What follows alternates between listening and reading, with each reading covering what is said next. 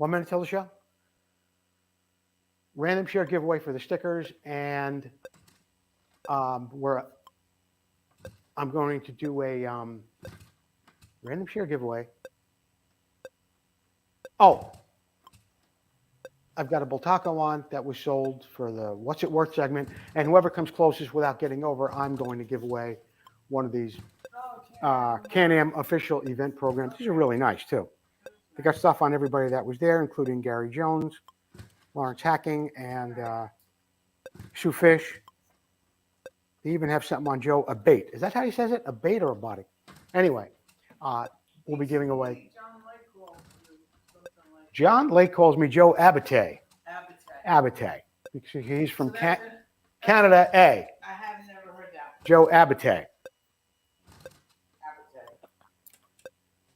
Mike Chamberlain will be so happy I'm wearing his shirt tonight, and I've got his little poster thing. Where is it? Over here? Here it is, on the board. You see, there it is. Mike Chamberlain, our latest supporter. Mike's a great guy. Him and Joyce is wonderful wife. So, talking a little bit about them. Huh? What else? What else is there? I'm home, I'm happy, and I'm 12 pounds heavier than I was.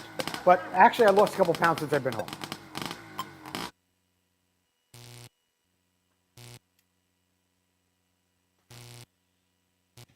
You're live. Let's get down to the starting line, and I'll tell you about what you're going to see on tonight's Vintage Motocross Q&A. In the next time try this segment, we've got a tip on fork stops. In the Moto Showcase, I've got two bikes for you tonight, a Suzuki and a Yamaha. Here's the problem. We've got some questions, and we have some answers. What's it worth? Got an incredible Bultaco that was restored by Brad Lackey that sold a couple of weeks ago. Wait until you see this. We've got just how I see it, and we're going to talk about that right now. The Lawrence brothers, congratulations to both Jet and Hunter Lawrence. And they are, of course, two brothers from Australia that won their respective classes in the national AMA race this year. But we've had some other brothers that have gone on to race throughout the years, and I want to hear from you, the viewers, on the show tonight about some of the other brothers who have done some incredible things. Now, I'm going to give you a little tip on some of the more modern guys right now. You had Tommy and Will Hahn.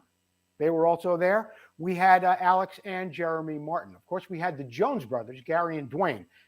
There's an interesting fact about them. See if you can come up with that. And there were actually four brothers. We've often talked about two, like Chuck's son and Ron, and of course, Ron and Jim Pomeroy. But there were four brothers out of Michigan. Who can you name? Can you name them? Well, if you can, do that throughout the show. We will revisit just how I see it a little bit later on. We've got all that and a whole lot more coming up on Vintage Motocross Q&A.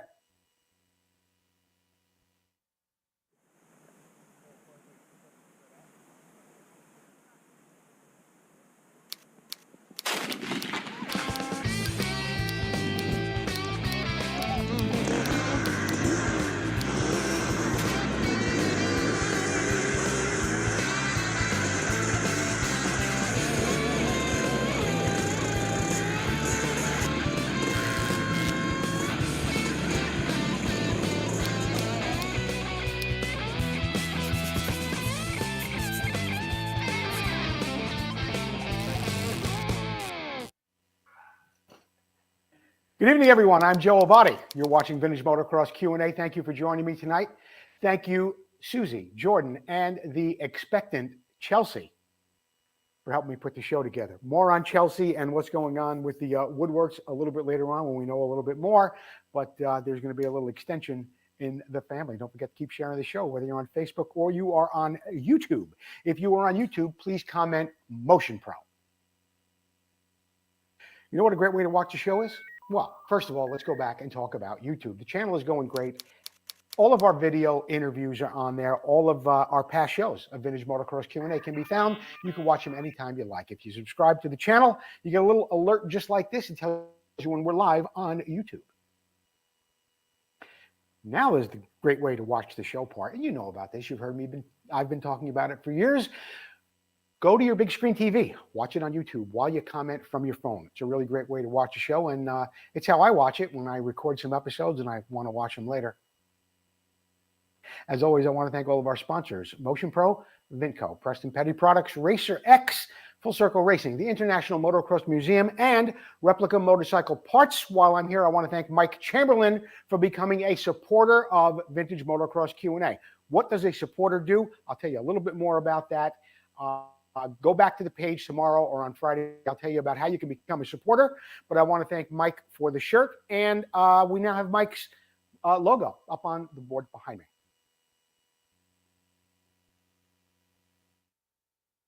On tonight's Next Time Try This segment, I want to talk to you about a section of the frame of your motorcycle that takes a whole lot more of abuse than you can actually imagine. What section am I talking about? Right here, the fork stop. Now, I'm showing it to you on a 1974 Honda CR250, but it doesn't matter whether it's a Mako, Yamaha, Suzuki, or Bultaco. No matter what off-road bike you might have, those triple clamps have to have an area to stop someplace. There's usually two stubs that stick up on the triple clamp. They have to hit something. They usually hit something on this section of the frame. So whether you're buying a bike, selling it, restoring, or rebuilding it, you want to check this section of your frame to make sure it's in good condition. If it's not, you're going to want to address it. A lot of times on your Elsinore tanks, you'll find dents like this and far, far bigger ones than that, as I've seen before.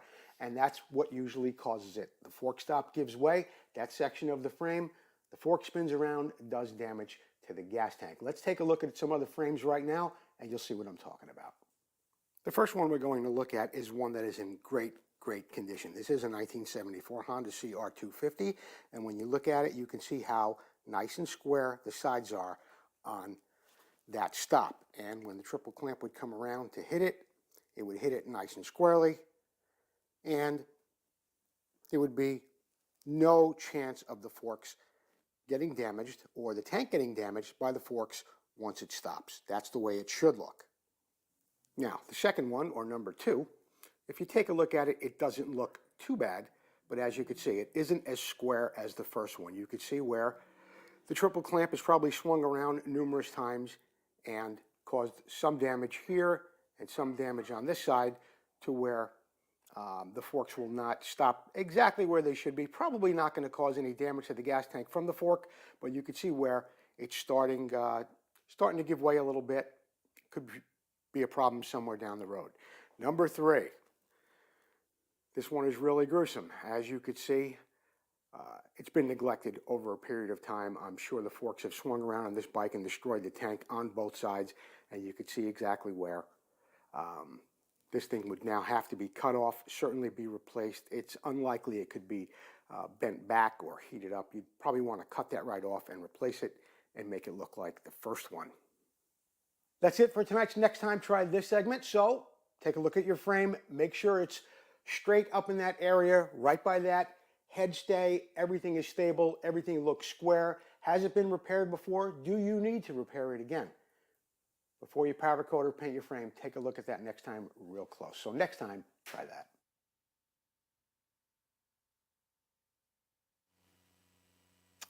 I don't know if I told the viewers at home that we'll be giving away a sticker sheet like this, compliments of Vmxq&A, but I told you now. In the Moto Showcase tonight, which is brought to you by Preston Petty Products, we've got two bikes that were sent in by one owner, Mr. Lincoln Smith. And I'm going to read to you about what Lincoln tells me about the bikes. Jordan's going to go through the slides. Two real nice pieces here. Lincoln Smith, hi, Joe.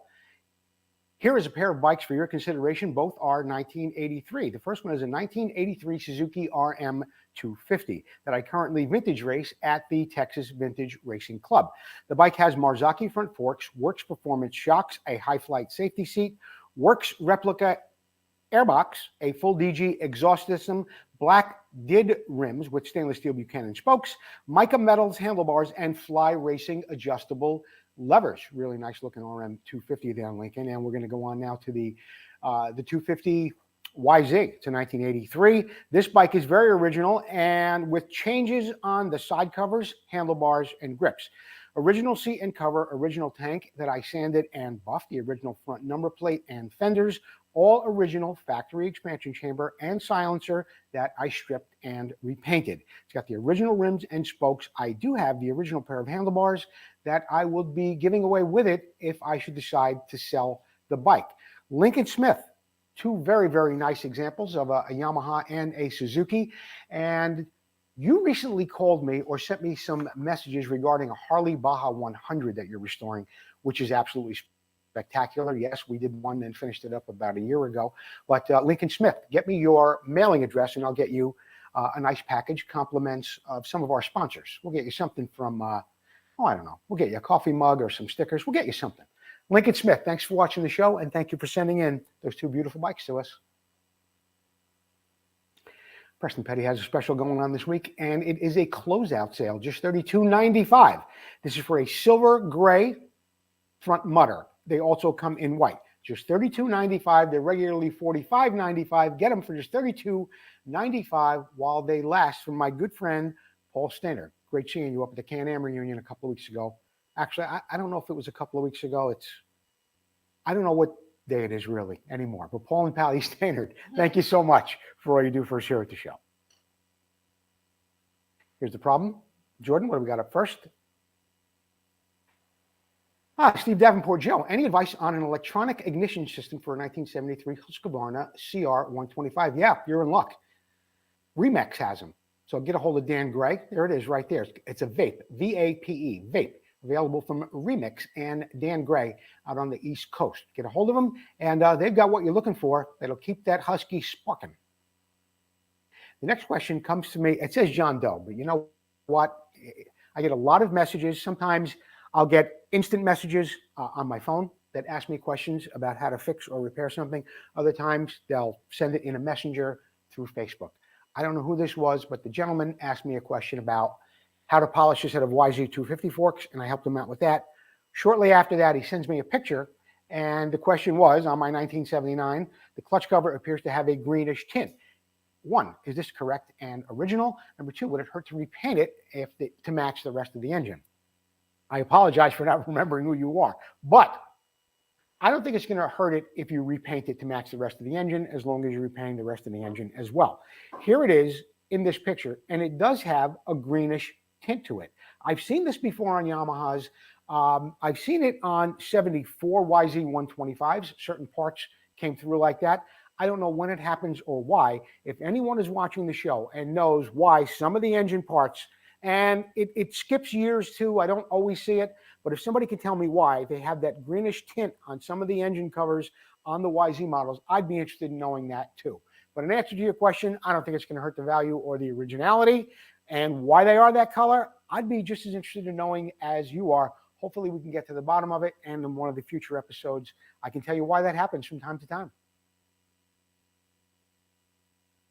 Motion Pro, 20% off across the board on everything except custom cables. The code still is MP9135. That's MP9135. Use that code when you check out at the Motion Pro website. You'll get 20% off. Not a bad deal. Motion Pro, got all the tools that you need, all the accessories to do a job more professionally. Thank you, Chris Carter, and everyone at Motion Pro. Hi, I'm Tommy Croft, and you're watching Vintage Motocross Q&A with Joe Abadi. We'll be right back with my dear friend Joe. Oh,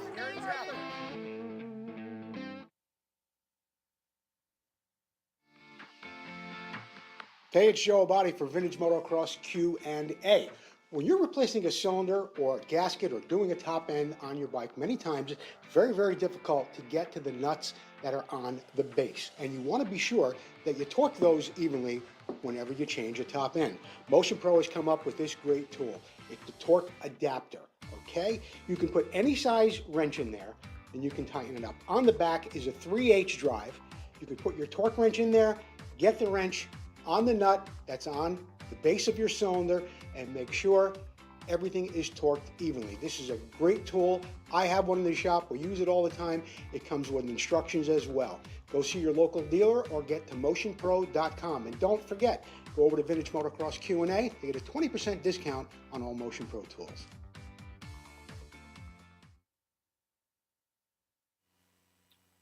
All right, we're doing good on people commenting about brothers that raced. I forgot Donnie Cantalupi had a brother that raced too. Don't forget to keep commenting about brothers. There's a group from Michigan. There were 4 of them. Anybody know who they are? We'll get to that a little bit later on in the Just How I See It segment.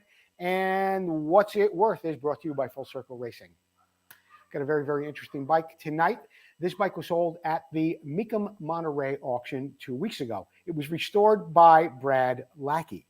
He did a beautiful job on it. It is a 1973 Bultaco 250. I'm going to read to you a brief but informative description. Jordan is going to go through the slides. Got some great pictures. And whoever comes closest without going over, I am going to get you a Can-Am 50th anniversary reunion program just like this. Okay, let's go. According to the description, it is a comprehensive ground-up restoration by 1982 500cc world champion Brad Lackey. It was rebuilt using original Bultaco hubs, forks, and shocks, as well as hardware, including all the correct stamped bolts, matching numbers, frame, and engine. From the collection of Brad Lackey. Jim Pomeroy rode a Bultaco Persang in the 1973 Spanish Grand Prix, putting Bultaco on the map in their own country. It was a first for America. It was a first for Bultaco in Spain. This bike is sold on a bill of sale. It mentioned Jim Pomeroy in here. This bike is actually a 350, not a 250. And yeah, Brad Lackey did restore it. Now, how much do you think this bike sold for? It was in Monterey. It was on a big weekend where there was a lot of motorcycle things going on there, and there was also like a Ferrari meet, a Lamborghini group was there, Corvettes. There was all kinds of people with wheelbarrows of money just walking around between Carmel and Monterey. How much do you think? Oh, by the way, I have to say it. I'm sorry. The hubs and the side covers on this bike, I polished them. Thank you very much. Brad did the rest of the work. Anyhow, how much do you think this bike sold for in Monterey? 15,000? 18,000. Keep going. This bike sold for a whopping $23,000. $23,000. There was a 10% seller premium and a 10% buyer premium. So $2,300 came out of the champ's pocket, but the bike fetched $23,000. 1973 Bultaco 350.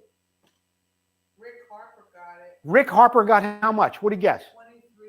Well, Rick Harper, well, you won yourself a Can-Am 50th anniversary official event program. Text me your mailing address, Rick Harper. I'll be happy to send you that program. It's really cool. It's got a lot of interesting write-ups in there about people who were at that event, including Gary Vmxq, Gary Jones, Jim Holly. There's even a little write-up about me in there. What do we got next, Jordan? Oh, Full Circle Racing. Tom McCallum still has a special going on, but it is coming to an end. 18 and 19 inch as well as 21-inch black rims. This includes powder coating your hubs, new spokes, new nipples, lacing and truing, $775, plus shipping and handling from Tom McAllister. This is coming to an end. You want to get a set of wheels from Tom? Now's the time to do it. Tom's also still making the CZ backing plates. They're just $179 if you want the CZ logo on it. If you don't, $169. Tom's been making these things for 20 years. Thank you, Tom McAllister. Did you know that I wish you had put a commercial before this segment, Jordan? Did you know about Loctite? This is a segment that was put together by Jeff Kokoski, good big supporter of the show. Always comes up with a very, very informative segment for us. So did you know about Loctite? Very interesting subject. Jeff writes this about the subject of Loctite. In 1953, Robert Kriebel was a chemist working for General Electric's chemical business in Pittsfield, Massachusetts. Bob and his fellow chemists were experimenting with derivatives of methacrylic acid, a primary component in adhesives and sealants. They found such a variant, dimethacrylate, could be used as a crack sealant and would cure from liquid to a hard plastic when it was confined between two closely fitted pieces of metal. Now, they showed that even a drop or two of this liquid would bond two or three threads would bond apart. But the problem was that the material was very unstable. As soon as oxygen from surrounding areas would hit that liquid, it would unexpectedly and prematurely get very, very hard. It's good when you have it in an open space like this, but it caused a problem with actual shipping in the bottle. We'll get to that right now. This was the ideal when it was squeezed between the two thread fasteners, as I said, but that's where it was devoid of oxygen. It was so unstable that they were not able to deliver it to customers at all. They had to use a portable air pump to keep pumping air into whatever it is they were delivering it in to actually keep it in a liquid state. GE patented the product but later on dropped the product line. GE deemed it just unstable. They didn't want to get involved with it. Anyway, Bob Kriebel showed this product to his chemistry professor father. They continued working on it at Trinity College in Hartford, Connecticut. Eventually, they came up with a bottle and they sold it to a Plax company. Now, the bottles were made of a low-density polyethylene plastic that was permeable to plastic and could actually breathe. Now, think about this. You know how your gas tank, how you can't put your stickers on plastic gas tanks because the fumes permeate through? It's exactly the reverse process where air actually got in to the Loctite bottle and wouldn't harden in the bottle. Anyway, that Loctite bottle was large enough and materials could be put in there. But if you ever noticed that when you buy a bottle of Loctite, it isn't filled all the way to the top. That's exactly why. Anyway, in 1955, Kriebel retired from Trinity College and focused his efforts on some other products. The company was originally called American Sealants, but in '63, Kriebel's wife suggested that they call it Loctite because the product's ability to act in semi-permanent liquid thread locker for nuts and bolts. The name of the company was then changed to Loctite. Just as the company was beginning to take off, Vernon Keeble died in 1964, allowing Bob to take over as president and CEO. Susie, Loctite Corporation became the leading specialty adhesive sealant company in the world. It was sold to a German company, Henkel, in 1997 for $800 million. $800 million.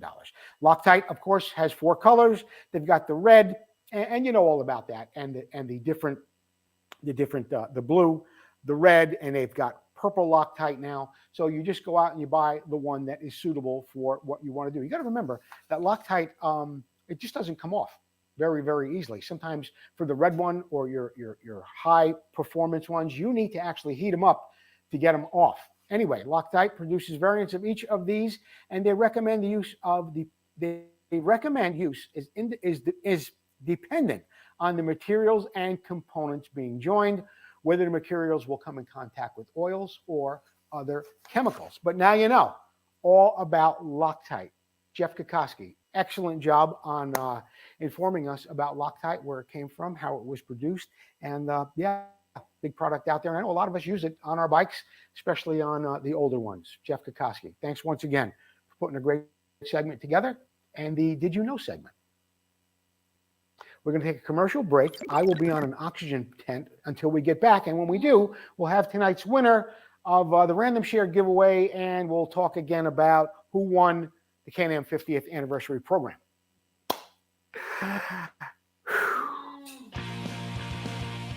Vmxq, who already has a full line of vintage parts, now has air shocks that are an exact duplicate of the original air shocks so popular in the late 70s. So whether you're looking to build a full racer or museum showpiece, these shocks will give you that incredible 70s look and improve your bike's performance. These new air shocks are fully rebuildable with Vmxq rebuild kits, and all shocks are hand assembled in the USA with all new components. Every component is brand new. Just like the originals, our air shocks are adjustable with 2 chambers, high and low pressure, giving you tremendous flexibility for settings of your bike suspension. The Vmxq air shocks come fully assembled and ready for installation. Just add air or nitrogen. The kits include the manual and spacers. Visit Vmxq.com to check out the air shocks and all that Vmxq has to offer to help you get back on track and to keep that ride going.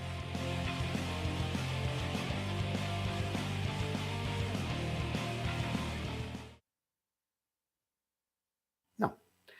All right, that's just how I see it. Segment, we were talking about that a little while ago, but right now I want to mention that John Rathjen, you are tonight's Random Share giveaway winner. You will get a sticker sheet, compliments of Vmxq. Who was the? I want to mention his name again, honey. Don Alexander.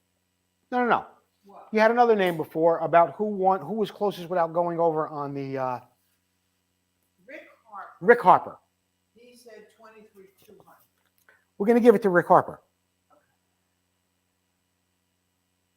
I'm going to just write his name down right here. Rick Harper, you were the closest without going over. And yeah, you said 23 to. He was over by 200. Yeah, but you're not really over by 200 because there was a 10% buyer premium, and I mentioned that in there. So the actual cost of the bike was $24,200.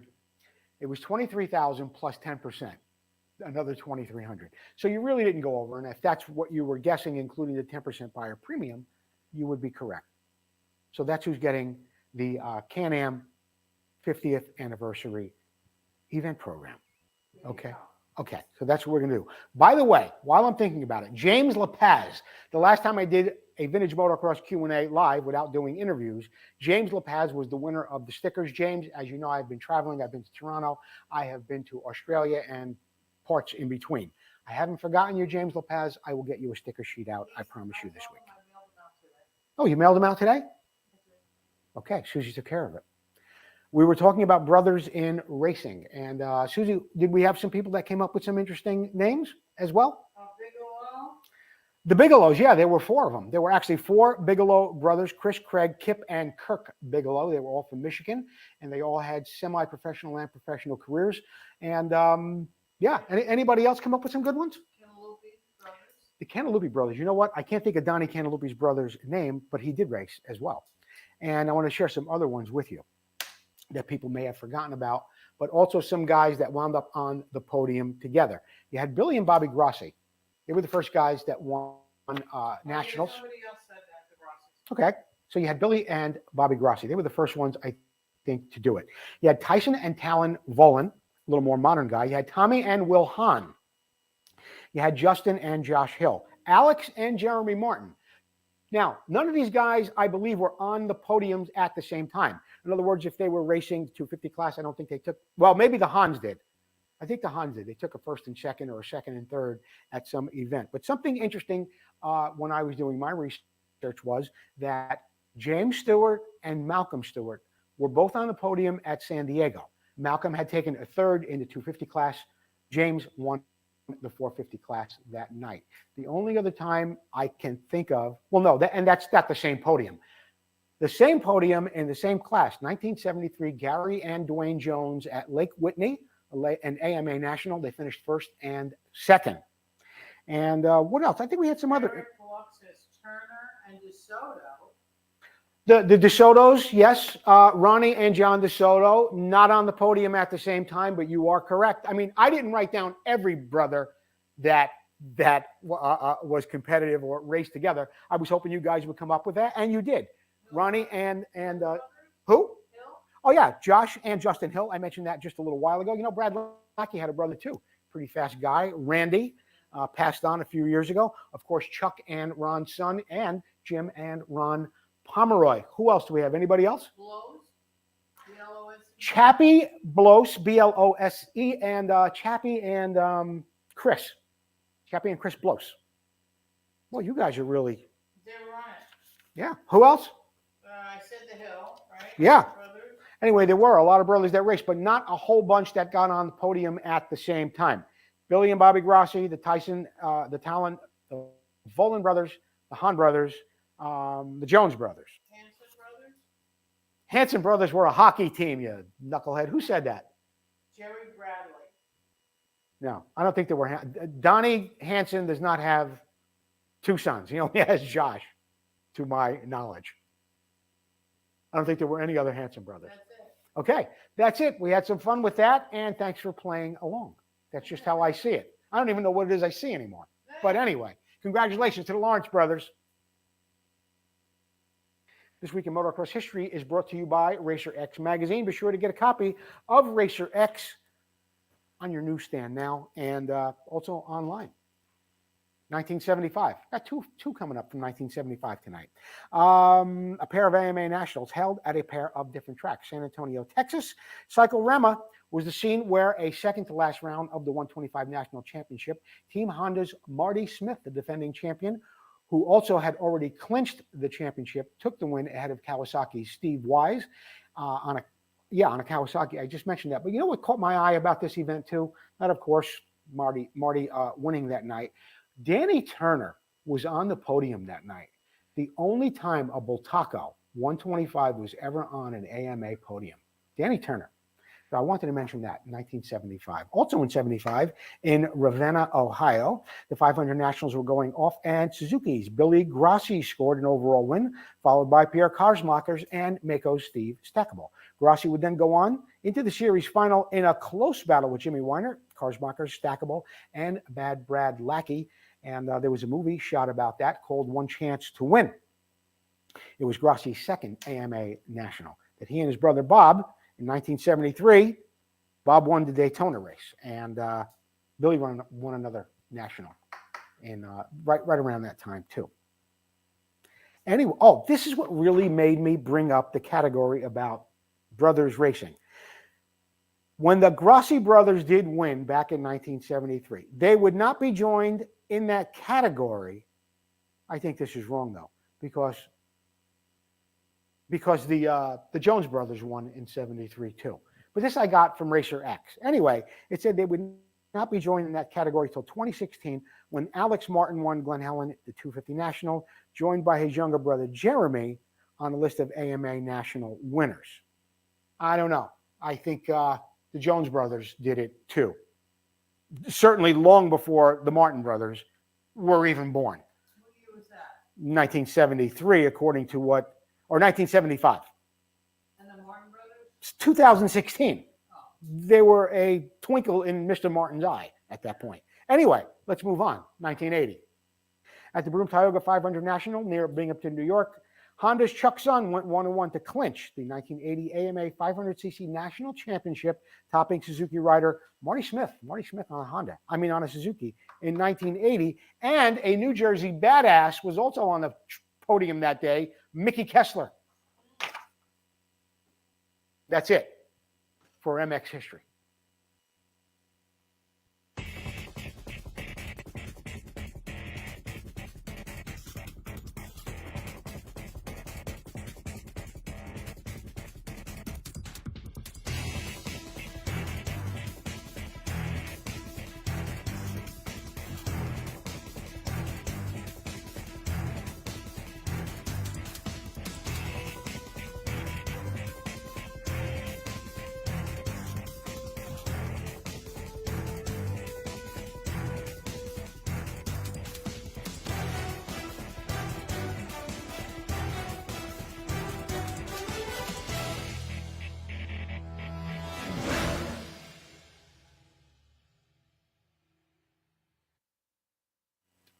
No, the Doobie Brothers and the Isley Brothers are not part of racing. Anyway, let's get on with the announcements.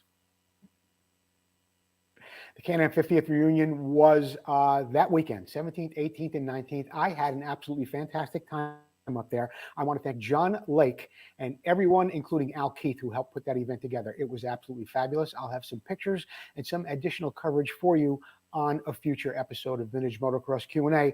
It was wonderful. I loved to be on the mic on Friday night and on Saturday night. Got to spend a lot of time with Jim Holly while I was up there, Gary Jones, Gary Vmxq. Great time. Thank you, John Lake. You put in one hell of an effort to make that an absolutely fabulous event. Scott Burnworth, he's at it again. He's got the Carlsbad MX reunion coming up on October 1st from 12 to 5. That is at, where is it? Is it at Bruise Brothers? Bruise Brothers. Bruise Brothers. It's going to be down in San Diego. They're going to have a bike show. They've got MX legends. They've got riders, all sorts of things going on. And Scott usually pulls a lot of sponsors into this, and they give away a lot of great prizes. Can I make it? Boy, I would like to. Got a lot of things going on and a lot of events coming up. But Scott and Debbie Burnworth, as always, they pull off a great event every year. Booze Brothers coming up. And he's got an event coming up we're going to be talking about on October 21st as well. There's a race coming up. We'll talk about that on a future episode. Scott Burnworth, keep up the great work. The annual bike show at Langston in Paris, California, at the beautiful Langston Motorsport facility. That date has been changed. It is now November 11th. November 11th is when it all happens. I will be your MC for that event as well. Thank you, Gerald Langston, for inviting me back for the third year in a row. A great event. A lot of beautiful bikes come out down there, and not only motocross bikes, too. A lot of nice street bikes, trials bikes, all sorts of things. And Langston, Gerald's collection alone is worth the trip. Thank you, Gerald and Grant Langston. The other day, I got a call from Mike Chamberlain. Said, how do I become a supporter of your show? How do I become a sponsor? Well, he didn't really want to become a sponsor. We got into a little bit of a conversation, and Mike came up with a way to be a supporter of the show. As you can see on the board behind me, we have a little logo back there from Mike's Racing Center, and there it is, right here. See it here? Mike's Racing Center. I want to thank Mike and Joyce Chamberlain for making a donation to the show. You are a supporter. If other people want to become supporters of the show, and not big sponsors like Preston Petty or Motion Pro or Vinco or Full Circle, but if you just want to get involved, I've got something going on right now where we can bring you on board as a supporter. Give me a holler. Drop me a line. I'll tell you how I can do it. In the meantime, I want to thank Mike Chamberlain for the shirt, for being a supporter of the show, and for that great weekend right there. Scott Hybring took that picture. That's when we were out at Terry Good's International Motocross Museum fundraiser, and there's Mike sitting on his dream bike, Aki Janssen's Mako. Thanks, Mike Chamberlain. You're a stand-up guy. I appreciate it.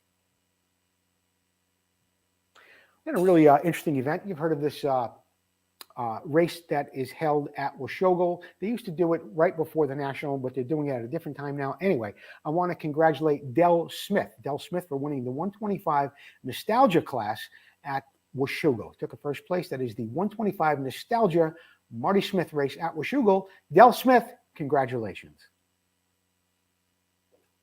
The finish line is brought to you by ReplicaMotorcycleParts.com, another great supporter of the show, and a great time that I had this last weekend with Paul Parkinson Sr.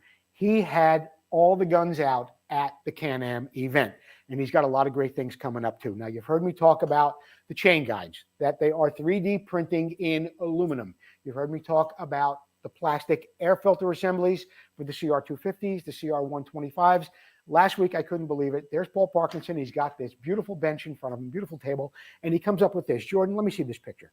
Kickstarter knuckles for 1974 and 1976 through 78 Honda 125 Elsinores. These things are steel. They're absolutely impeccable. You can have them plated. Paul Parkinson and I had a long conversation about other products that he is going to be coming up with in the next year, including transmission gears for a lot of bikes. It's not only Hondas though, guys. Get over to ReplicaMotorcycleParts.com. Check out their website. You can even talk to Paul about sending in a part that you have that you want to have reproduced. He will reproduce it. You'll get your original part back. You'll get the reproduced part back at no cost. Paul Parkinson Sr. doing an absolutely fabulous job of reproducing parts. And you know, I learned Paul Parkinson, why he is Paul Parkinson Sr., because Paul Parkinson Jr. is an Olympic athlete in ice skating. I had no idea. But anyway, spent some time with Paul Parkinson Sr. up there in Canada, got to talking about his son and got to talking about all these wonderful parts. Should I leak this, Susie, about the cylinder? He tells me he is going to be coming up with a very trick cylinder that is very, very rare. It'll be coming out next year. You're not going to believe this. Paul Parkinson, ReplicaMotorcycleParts.com, rocking it like nobody does. Jordan, he's rocking it. He's about to become a father. He's got Mako Michelin t-shirts for sale, $24.99. The link is in the show description if you want to get one of those shirts, $24.99. Vintage Motocross Q&A t-shirts and hoodies are still available. The link is in the show description. $19.99 for a t-shirt, a couple of bucks more. Get yourself a hoodie as well. Vintage Motocross Q&A sponsorship opportunities are still available. Get a hold of me. I will get you a sponsorship proposal package. You can get on the board back there and see all the results, just like everybody else is seeing. And don't forget, we've got our new little supporter package as well, like Mike Chamberlain is doing. It'd be great to have you as a supporter. If you got a little bit of a smaller company, but you still want to get involved, I'd be happy to help you out with that. I think that about wraps it up for this week's Vintage Motocross Q&A. I want to thank you all for watching. If you're down there in Florida and you're watching, be safe. Don Kadowski, I know you have sought coverage at Keith Geisner's. Next week, we're giving away a Geisner book and a whole lot more on Vintage Motocross Q&A. Gino! It's good to be back live on Vintage Motocross Q&A. Come on, Gino! See you next time.